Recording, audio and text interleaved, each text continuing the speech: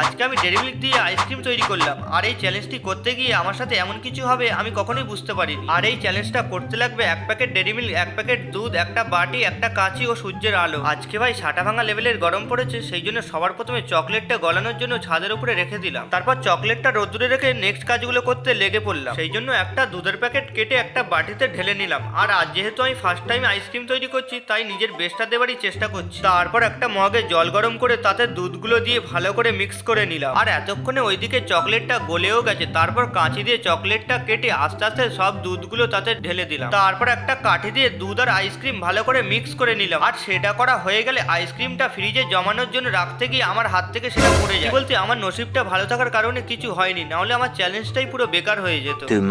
পাক্কা 24 ঘন্টা রাখার পর আমার আইসক্রিমটা তৈরি হয়েছে। আর আমার আইসক্রিমটা দেখতে ঠিক এমন ছিল। আর টেস্ট নিয়ে তো ভাই কোনো কথাই হবে না। তো আইসক্রিমটা তোমাদের কেমন লাগলো অবশ্যই কমেন্টে জানিও।